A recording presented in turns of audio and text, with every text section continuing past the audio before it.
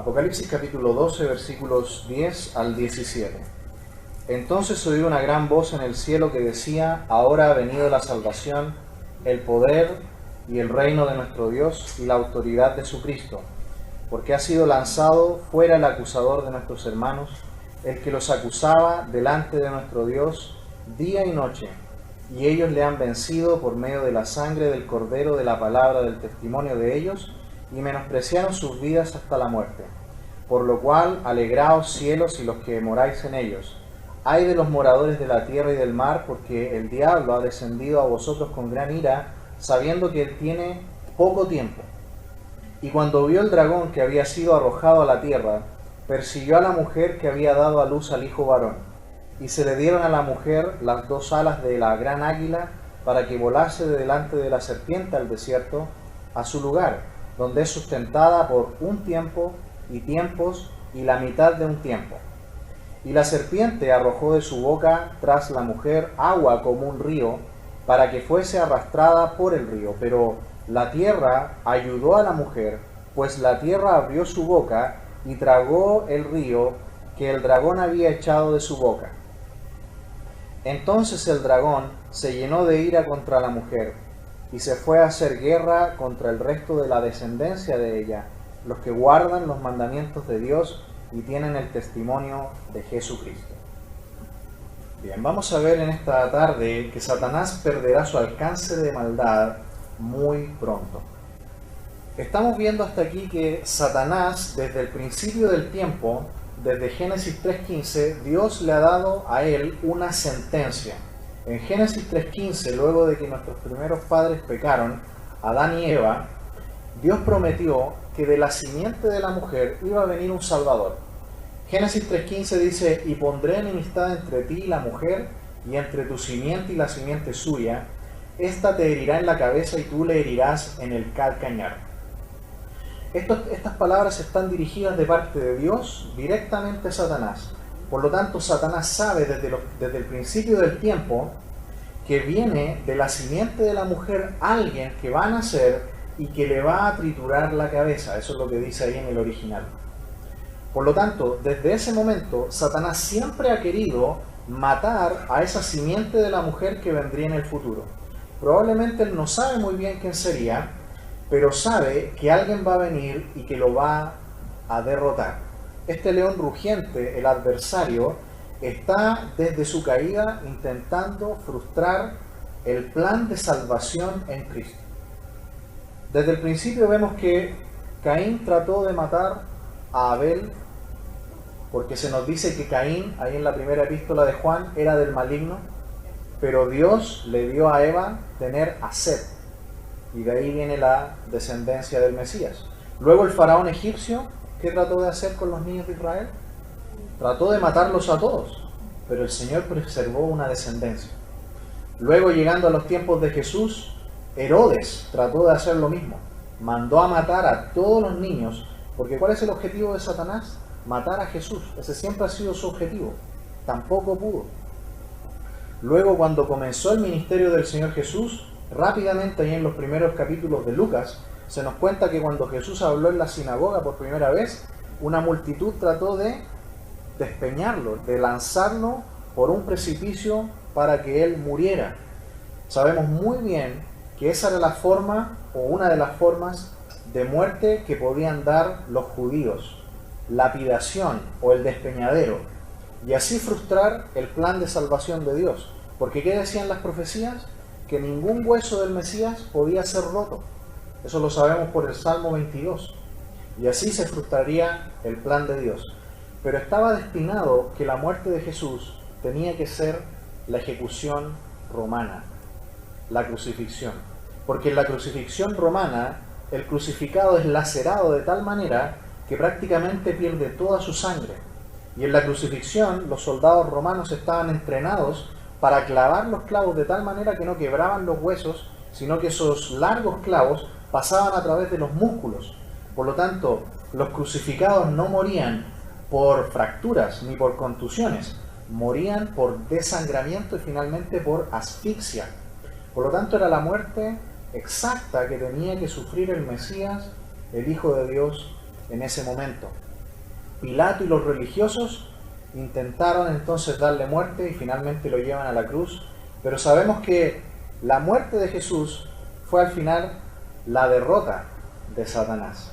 Probablemente Satanás no entendía muy bien hasta que se dio cuenta que el Mesías iba a resucitar y esa iba a ser la muerte misma de él. Vimos también la semana pasada que una de las más extraordinarias protecciones que Dios hizo de la descendencia del Mesías fue allí en 2 de Reyes capítulo 11. ¿Recuerdan? Atalía, la hija de Jezabel y el malvado rey Acab, que mató a todos los descendientes genuinos, aspirantes al trono de Israel. Pero un solo niño fue salvado, ¿recuerdan? Joás.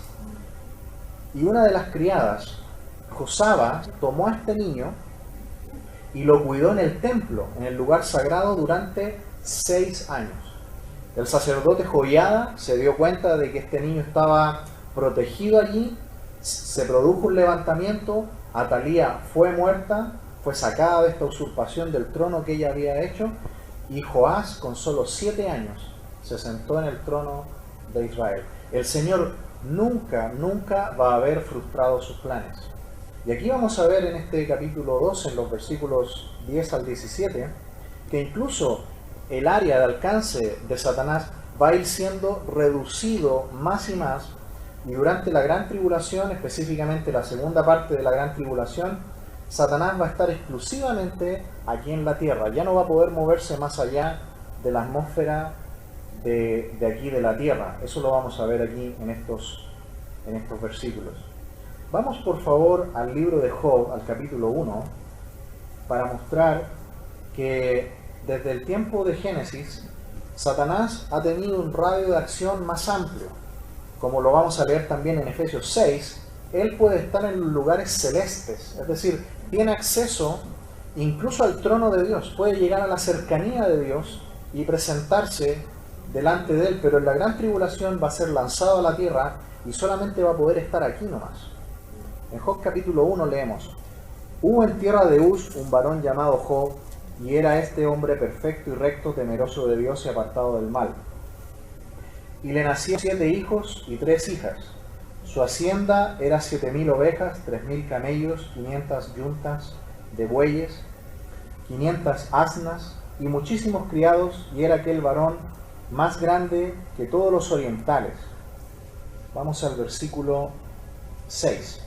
Un día vinieron a presentarse delante de Jehová los hijos de Dios, entre los cuales vino también Satanás. Y dijo Jehová a Satanás: ¿de dónde vienes? Respondiendo Satanás a Jehová dijo: de rodear la tierra y de andar por ella. Y dijo Jehová a Satanás: ¿no has considerado a mi siervo Job, que no hay otro como él en la tierra, varón perfecto y recto, temeroso de Dios y apartado del mal? Respondiendo Satanás a Jehová dijo: ¿acaso teme Job a Dios de balde? ¿No le has cercado alrededor a él y a su casa y a todo lo que tiene? Al trabajo de sus manos has dado bendición, por tanto sus bienes han aumentado sobre la tierra. Paréntesis. ¿Qué está tratando de hacer Satanás aquí con Job? Lo que acabamos de leer en Apocalipsis 12. ¿Qué está tratando de hacer Satanás? Acusando, ¿no? ¿Qué es lo que hace Satanás? ¿Cuál es una de sus labores principales? Venir a la cercanía de la presencia de Dios y acusar a los hijos de Dios. Le está diciendo: claro, Job es fiel a ti, te sirve, pero porque tú lo bendices, porque tú eres bueno con él, porque lo has cercado de bendición. Y lo desafía. Miren el versículo 11. Pero extiende ahora tu mano y toca todo lo que tiene, y verás si no blasfema contra ti en tu propia presencia. Dijo Jehová a Satanás: he aquí todo lo que tiene está en tu mano, solamente no pongas tu mano sobre él. Y salió Satanás de delante de Jehová. Y un día aconteció que sus hijos e hijas comían y bebían. Vino en casa de su hermano el primogénito, y vino un mensajero a Job y le dijo: estaban arando los bueyes y las asnas paciendo cerca de ellos, y acometieron los sabeos y los tomaron y mataron a los criados a filo de espada. Solamente escapé yo para darte la noticia. Aún estaba hablando cuando vino otro que dijo: fuego de Dios cayó del cielo, que quemó las ovejas y a los pastores y los consumió. Solamente escapé yo para darte la noticia. Todavía estaba este hablando y vino otro que dijo: los caldeos hicieron 3 escuadrones y arremetieron contra los camellos y se los llevaron y mataron a los criados a filo de espada. Y solamente escapé yo para darte la noticia. Entre tanto que éste hablaba, vino otro que dijo: tus hijos y tus hijas estaban comiendo y bebiendo vino en casa de su hermano, el primogénito, y un gran viento vino al lado del desierto y azotó las 4 esquinas de la casa, la cual cayó sobre los jóvenes y murieron, y solamente escapé yo para darte la noticia. Entonces Job se levantó y rasgó su manto, y rasuró su cabeza, y se postró en tierra y adoró. Y dijo: desnudo salí del vientre de mi madre, y desnudo volveré allá. Jehová dio y Jehová quitó, sea el nombre de Jehová bendito. En todo esto no pecó Job, ni atribuyó a Dios despropósito alguno. Capítulo 2. Aconteció que otro día vinieron los hijos de Dios para presentarse delante de Jehová. ¿Y quién vino? Y Satanás vino también entre ellos, presentándose delante de Jehová. Y dijo Jehová a Satanás: ¿de dónde vienes? Respondió Satanás a Jehová y dijo: de rodear la tierra y de andar por ella. Y Jehová dijo a Satanás: ¿no has considerado a mi siervo Job, que no hay otro como él en la tierra, varón perfecto y recto, temeroso de Dios y apartado del mal, y que todavía retiene su integridad, aun cuando tú incitaste contra él para que lo arruinara sin causa? Respondiendo Satanás dijo a Jehová: piel por piel, todo lo que el hombre tiene dará por su vida. Pero extiende ahora tu mano, y toca su hueso y su carne, y verás si no blasfema contra ti en tu misma presencia. Y Jehová dijo a Satanás: he aquí, él está en tu mano, mas guarda su vida. Entonces salió Satanás de la presencia de Jehová, e hirió a Job con una sarna maligna, desde la planta del pie hasta la coronilla de la cabeza. Y tomaba Job un tiesto para rascarse con él, y estaba sentado en medio de ceniza. Entonces le dijo su mujer: ¿aún retienes tu integridad? Maldice a Dios y muérete. Y él le dijo: como suele hablar cualquiera de las mujeres fatuas has hablado, que recibiremos de Dios el bien y el mal no lo recibiremos. En todo esto no pecó Job con sus labios. Hasta ahí la lectura en el libro de Job. Vemos entonces aquí que Satanás, vemos que tiene un cierto acceso no solamente a acercarse a Dios, sino a estar en la tierra, y dice rodearla. Satanás, vimos la semana pasada varios pasajes en el Antiguo Testamento que se nos presenta que él antes era un ángel, era lucero, encargado de la alabanza, de la adoración en el cielo, estaba encargado algo así de la orquesta, de los instrumentos musicales en el cielo, pero por su gran hermosura él se envaneció y fue expulsado del cielo en ese momento. Por este capítulo 12 sabemos que una tercera parte de los ángeles le acompañaron en esta rebelión, y ahora ya no puede estar más en el cielo como un ángel de Dios, sino que ahora solo puede acercarse hasta cierto punto y puede estar hasta cierto lugar en la tierra, porque no es un ser omnipresente como Dios. Se mueve rápidamente, como dice aquí, cayó del cielo a la tierra como un rayo, es decir, puede moverse rápidamente, tiene una red de contactos gracias a los ángeles que están con él, por eso que pueden comunicarse muy rápidamente, pero no es omnipresente. Pero aquí vamos a ver en este capítulo 12 que su radio de acción va a ser limitado aún más. Ya no va a poder estar más en los lugares celestes, sino que ahora, en la segunda parte de la gran tribulación, solamente va a poder estar aquí en la tierra. Ahora, en el tiempo de la iglesia, realmente no sabemos cuál es su radio de acceso. Sí sabemos que absolutamente a un creyente no se le puede acercar. De acuerdo a Efesios capítulo 6, se nos dice que él solamente puede lanzar dardos a distancia. Por ningún motivo se puede producir, por ejemplo, un fenómeno como es la posesión, como el endemoniado gadareno. Un demonio o Satanás solamente puede poseer a alguien que no tiene a Cristo en su corazón, como era el caso, por ejemplo, de Judas.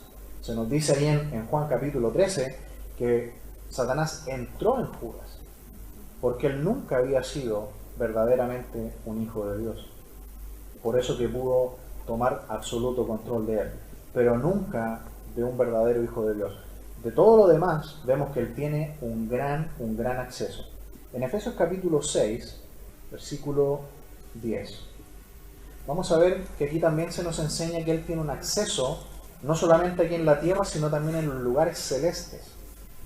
6:10. Por lo demás, hermanos míos, fortaleceos en el Señor y en el poder de su fuerza, vestidos de toda la armadura de Dios para que podáis estar firmes contra las acechanzas del diablo. Porque no tenemos lucha contra sangre y carne, sino contra principados, contra potestades, contra los gobernadores de las tinieblas de este siglo, contra huestes espirituales de maldad en las regiones celestes. Por tanto, tomad toda la armadura de Dios para que podáis resistir en el día malo y habiendo acabado, estar firmes.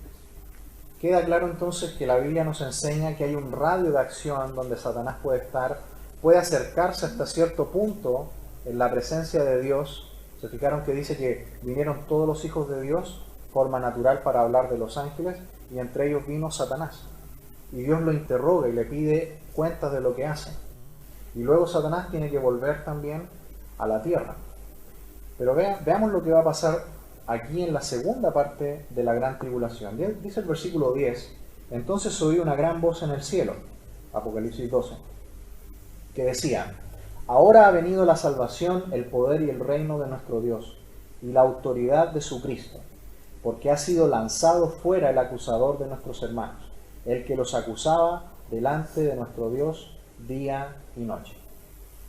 Satanás ya no va a poder ir más a la presencia cercana de Dios para acusar a los hijos de Dios. Este pasaje entonces parece indicar tanto la caída de Satanás allá en el pasado y cuando cayeron los demonios, como también su fin futuro en el acceso que él tiene para acusar a los creyentes. Así que estos son los momentos previos de la gran tribulación. En ese tiempo él ya no va a tener más acceso a Dios. Dice aquí, es el acusador de los hermanos. La palabra acusador significa calumniador. Y hermanos amados, aquí yo creo que podemos hacer una aplicación práctica para nosotros, ¿no? Si ya hay un ser que trabaja calumniándonos a nosotros, no debemos ayudarlo. ¿No es así? Si nosotros nos reunimos, por ejemplo, para tener comunión entre nosotros, nunca hablemos mal de otros hermanos. Ya tenemos a Satanás que nos calumnia. Pero ¿qué dice el apóstol Juan en su primera epístola? Abogado tenemos, ¿cierto? A Jesús, el justo. No nos andemos calumniando entre nosotros. Satanás ya tiene ese trabajo. Dejémoselo a él. Nosotros no le quitemos el trabajo. Nunca hablemos mal de un hermano en Cristo, aunque se lo merezca. Dejemos ese trabajo al maligno. Ese es un trabajo del maligno. Nosotros siempre hablemos bien de nuestros hermanos, porque si hablamos mal de nuestros hermanos, estamos hablando mal de Cristo. Recuerden que cuando el Padre mira a Cristo, nos ve a nosotros. Y cuando nos ve a nosotros, ve a su Hijo, ¿cierto? Por eso es que nosotros tenemos libre entrada al Padre, porque el Padre nos ve a nosotros a través de Cristo. Así que no ayudemos al diablo. El acusador, el calumniador, siempre ha tratado de hacer caer a los hermanos. Siempre se presenta delante del Padre para acusarnos. Trató de tentar a nuestro Señor Jesús ahí en Mateo 4. Se introdujo en Judas para poder entregar a Jesús ahí en Juan 13. También recuerdan en Lucas 22 cuando el Señor le dice a Pedro, Pedro, Satanás te ha pedido para zarandearte como a trigo, pero yo estoy orando por ti. Así debemos ser nosotros, como fue el Señor con Pedro. En Hechos 5, ¿recuerdan cuando Ananías vendió una propiedad y guardó una parte y mintió, diciendo que lo iba a dar todo a la obra? ¿Y qué le dice Pedro? Satanás, ¿cierto?, te indujo a mentir.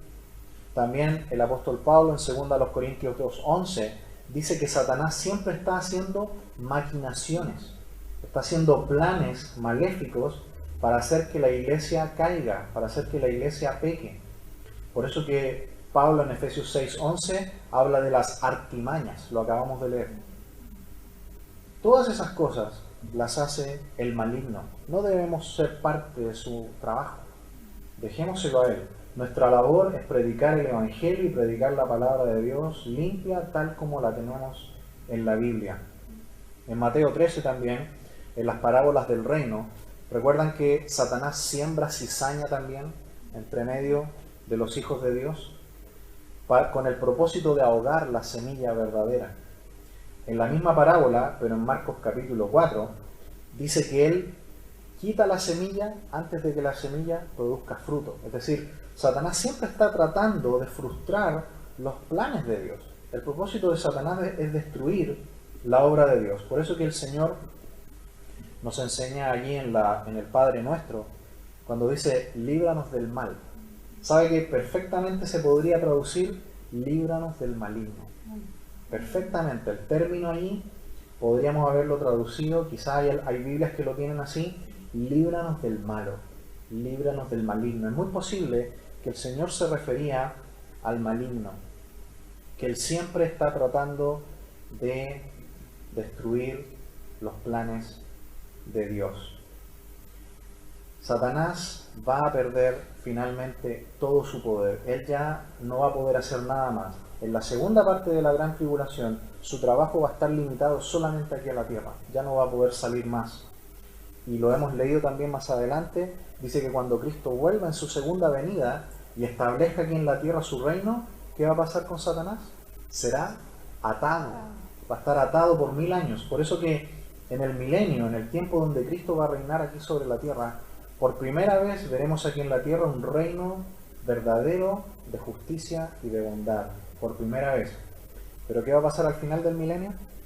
Dice que Satanás va a volver a ser suelto por un tiempo. Y va a juntar un nuevo ejército y va a tratar de hacer una nueva revuelta, pero allí él va a ser destruido finalmente y lanzado al lago de fuego. Por lo tanto, este tiempo de 3 años y medio, que es la segunda parte de la gran tribulación, va a ser realmente el último periodo de tiempo donde él va a trabajar. Por eso que aquí dice que él va a ser lanzado y dice que viene con gran ira, porque tiene poco tiempo. ¿Lo notaron? Tiene poco tiempo. Versículo 11 del capítulo 12. Y ellos le han vencido por medio de la sangre del Cordero y de la palabra del testimonio de ellos, y menospreciaron sus vidas hasta la muerte. Es muy posible que este versículo se refiera a todos los que ya han muerto durante la gran tribulación. Recordamos el capítulo 6, cuando se abrió el quinto sello, dice que estaban las almas de los que habían muerto en la gran tribulación. Habían sido muertos, ¿por qué cosa? Por la palabra de Dios y por el testimonio que tenían. Eso lo sabemos por el capítulo 6 y versículo 9. ¿Por qué vencieron estos creyentes de la gran tribulación? No por su propia fuerza. Dice que vencieron por la obra de Cristo en la cruz, por su sangre derramada. Y aquí en este versículo 11 se mencionan 3 elementos. Dice en primer lugar, la sangre del Cordero. En segundo lugar, la palabra del testimonio. Y en tercero, porque menospreciaron sus vidas hasta la muerte. ¿Por qué vencieron entonces? Porque se refugiaron en la sangre de Cristo. Se refugiaron en la palabra de Dios y no se aferraron a sus vidas como si fueran de ellos, sino que se entregaron gustosos a morir por Cristo. Por eso que dice que aunque murieron, no fueron derrotados, triunfaron. Y eso lo tenía claro Pablo en el primer siglo de la iglesia. Para mí el morir, y el morir es ganancia. No es derrota morir por la causa de Cristo. Satanás piensa que sí a lo mejor, pero no. Si entregamos nuestra vida, tanto en vida, como dice Pablo en Romanos 12, como sacrificio vivo, o si tenemos que morir en este mundo por la causa de Cristo, no es una derrota, es un triunfo. Es un triunfo. Por lo tanto, ¿cómo debe ser si lo aplicamos a la vida de la iglesia en el día de hoy? Creo que también lo podemos aplicar. Viviendo por la obra de Cristo, por la sangre de Cristo, por la palabra del testimonio y menospreciando nuestras vidas. Por eso que el Señor dijo, el que ama su vida, la perderá, pero el que la entrega, la ganará. Porque Él está diciendo, los que verdaderamente son hijos de Dios, van a vivir en este mundo por el tiempo que estén, menospreciando sus vidas, sabiendo que después viene la vida eterna. Por lo tanto, gastamos nuestras vidas en lo que aprovecha para la eternidad. ¿De qué sirve gastar toda nuestra vida en grandes negocios y llegar a ser los más exitosos del mundo materialmente, si todo eso después va a quedar acá? Y le digo más, todas nuestras empresas, todas nuestras propiedades van a quedar bajo el control de Satanás cuando sea el arrebatamiento. Tenemos algunos ejemplos en la historia. Dice la historia de la iglesia que cuando Juan Hus estaba a punto de ser quemado en la hoguera por predicar el evangelio, él murió cantando alazas, murió cantando himnos. Se nos cuenta también la historia que Jerónimo, cuando iba a ser quemado también, sus verdugos colocaron toda la leña a sus espaldas, él estaba amarrado, para evitar lo chocante de su muerte. Pero él dijo, no, pónganla delante mío, porque si yo tuviera miedo, no estaría aquí. También la historia nos cuenta que un joven predicador bautista, Felix Manz, en Suiza, en Zúrich, fue llevado por una gran caravana para ahogarlo en el río Lamont. Esto también está en la historia de la iglesia. Lo pusieron en la mitad del río y le dijeron, ¿te gusta el agua como bautista? Aquí te daremos toda la que quieras. Y allí lo ahogaron en el río Lamont en Zúrich. La historia dice que mientras lo llevaban caminando, él no dejó de predicar y de glorificar a Dios. Y la historia dice que su madre lo llevaba del brazo. Predicó hasta que las aguas apagaron literalmente su voz. Otro caso quizás un poco más conocido para nosotros, Juan Bunyan, el escritor del Peregrino, estuvo 12 años encarcelado por predicar el Evangelio. Pero adivinen qué hacía él durante su tiempo en la cárcel. Predicaba y escribió el Progreso del Peregrino. Ahí Satanás se da cuenta que ahí él no puede ganar. Él se da cuenta que no tiene victoria. No es derrota la muerte para un creyente, es triunfo. Versículo 12. Por lo cual, alegraos cielos y los que moráis en ellos. Ay de los moradores de la tierra y del mar, porque el diablo ha descendido a vosotros con gran ira, sabiendo que tiene poco tiempo. Aquí vemos entonces que Satanás ya no tiene más acceso al cielo, sino que ahora desciende y va a tener un acceso solamente aquí en la tierra, en la última parte de la gran tribulación. Por eso que hay alabanza en el cielo, entre los versículos 10 al 12. De hecho, estos versículos 11 y 12 son verdaderos salmos de los mártires. Hay alabanza en el cielo. Pero ahora Satanás va a estar preocupado solamente de trabajar aquí en la tierra en ese tiempo de la gran tribulación. Por eso que vendrá una persecución en la tierra, específicamente sobre el pueblo de Israel y todos los que hayan creído en Cristo, de una manera como nunca antes se ha visto en la historia. ¿Notaron que dice con gran ira, sabiendo que tiene poco tiempo? Los tiempos aquí son muy exactos. Se nos ha dicho 42 meses, 1260 días. ¿Qué es eso? 3 años y medio. 3 años y medio. Es todo lo que Satanás tiene para actuar a sus anchas durante la segunda parte de la tribulación. De hecho, muchos comentaristas y en libros de doctrina se nos muestra que esa es la gran tribulación, ¿no? La segunda parte. Se le llama la tribulación, pero la segunda parte, la gran tribulación, porque será el tiempo más duro donde Satanás actuará más fuertemente, de la manera más agresiva posible. Nosotros en el día de hoy tenemos que entender esto. Satanás es poderoso, pero no es todopoderoso, y solamente puede actuar hasta donde Dios le permite. Yo recuerdo cuando niño me lo enseñaron así. Es como una bestia, ¿no? Muy salvaje, pero que está encadenada, y tiene una cadena de unos 5 metros nomás. Es decir, puede moverse solamente hasta ahí, y no puede tocar a los hijos de Dios. Pero aquí, como la iglesia ya no está, y es un tiempo en la economía de Dios donde Dios va a actuar diferente con el mundo, Satanás en ese tiempo va a tener un acceso casi total, como lo hizo con Job. ¿Recuerdan Job? Dios le dio un permiso especial a Satanás para matar a toda su familia, a todos sus criados. Solamente sobrevivió él y su esposa. Pero si usted lee después el libro entero de Job, va a darse cuenta que Job salió adelante de esta prueba terrible. Dios le volvió a dar hijos e hijas, Se nos dice que sus hijas son las más hermosas de la tierra, y todo lo que él tenía, Dios se lo duplicó incluso. Nuevamente, el triunfo de la fe. La fe allí triunfó. Pero aquí en este tiempo final, el agresivo ataque final será centrado en Israel. Versículo 13 dice: y cuando vio el dragón que había sido arrojado a la tierra, persiguió a la mujer que había dado a luz al hijo varón. Recordemos que Satanás odia a la descendencia de la simiente de la mujer porque trajo al Mesías. ¿Recuerdan la promesa allí en Génesis 3:15?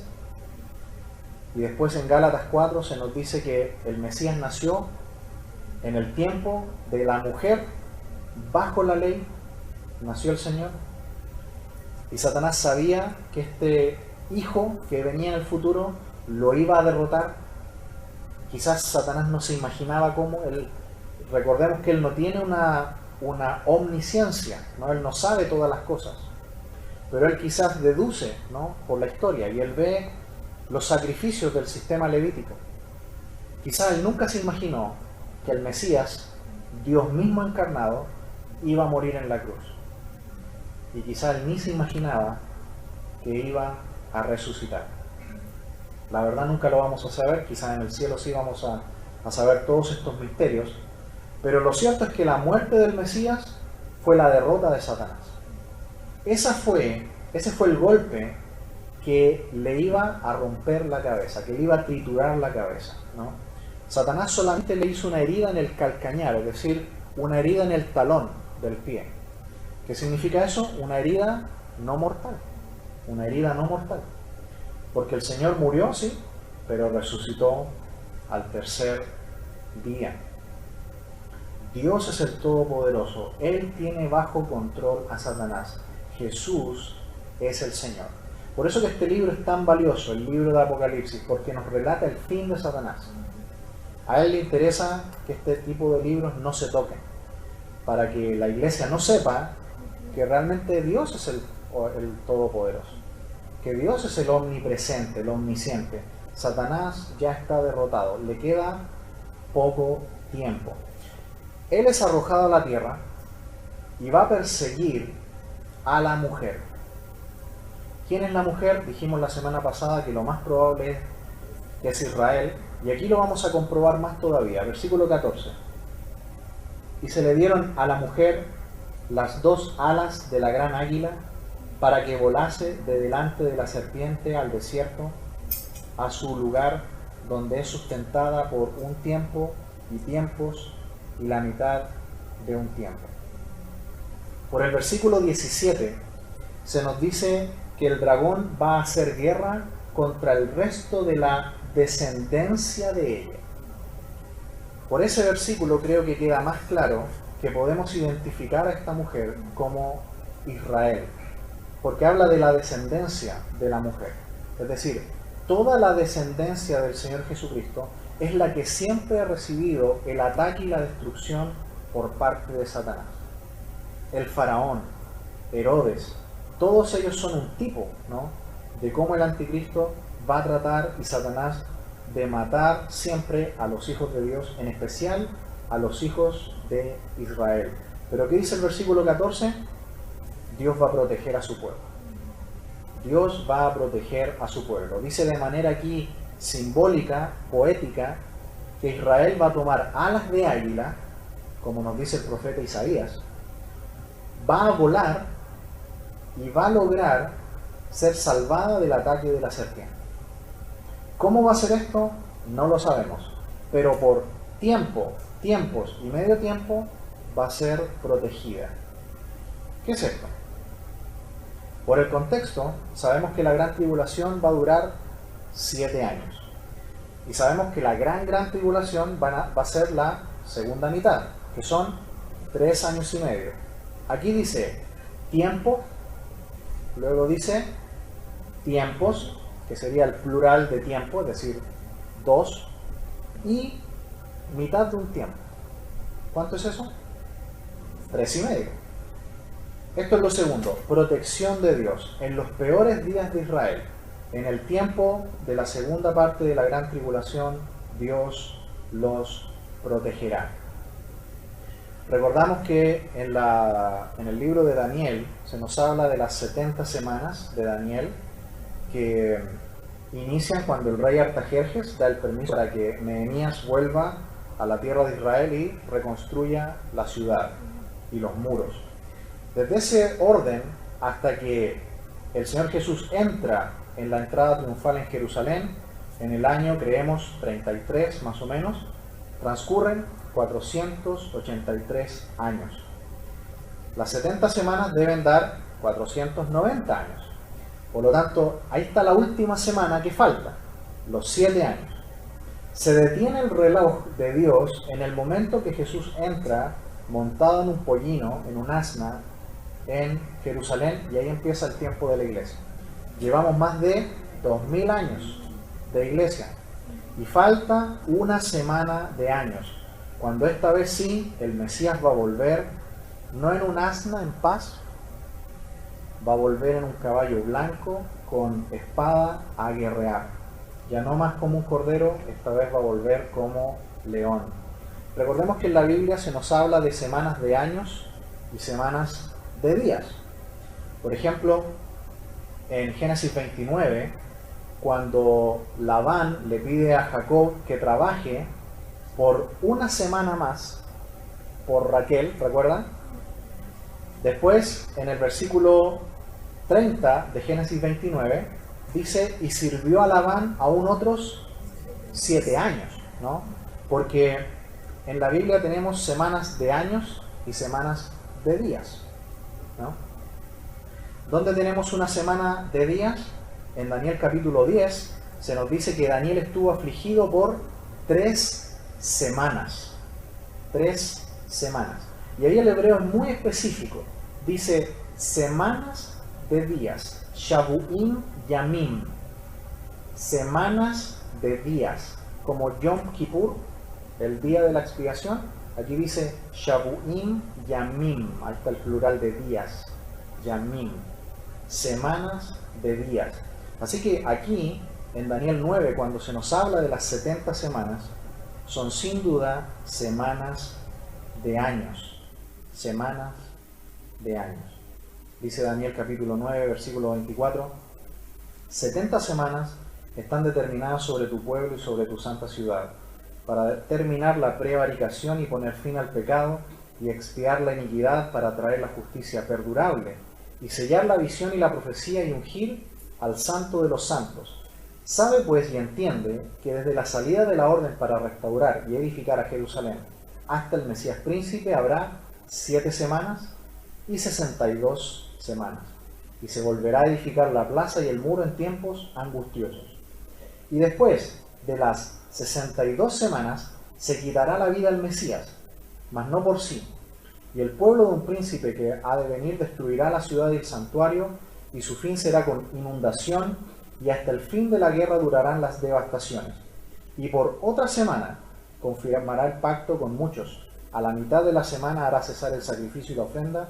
Después, con la muchedumbre de las abominaciones, vendrá el desolador, hasta que venga la consumación y lo que está determinado se derrame sobre el desolador. Ahí están entonces explicadas claramente las 69 semanas, y queda una, donde este príncipe vendrá y traerá las abominaciones, hará cesar la ofrenda, y dice que vendrán inundaciones. Mire conmigo versículo 15 del capítulo 12 de Apocalipsis. Y la serpiente arrojó de su boca tras la mujer agua como un río, para que fuese arrastrada por el río. El ataque aquí es con ira y también agresivo. Aquí no podemos estar seguros si se refiere quizás a un diluvio local, algún tipo de devastación natural por agua, pero Daniel 9, curiosamente, dice que habrá inundaciones y devastaciones.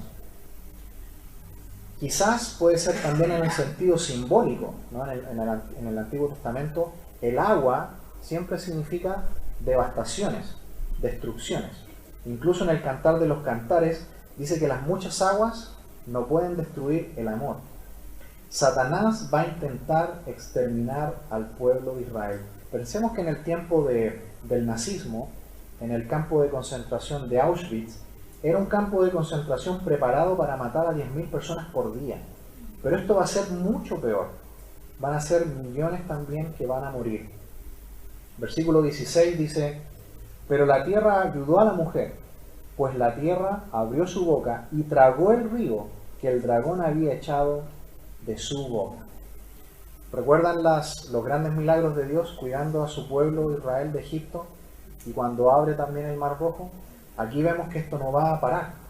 Dios, en el tiempo de la gran tribulación, cuando el dragón, Satanás y el anticristo traten de destruir al pueblo de Israel, dice que todas estas aguas que van a venir a tratar de destruirles, la tierra se va a abrir, va a tragar esta agua y Satanás no va a poder destruir al pueblo de Israel. No sabemos si es exactamente simbólico o quizás va a ser literal. ¿Por qué no? Si allí en Éxodo esto fue tal cual, fue literal. Terminemos con el verso 17.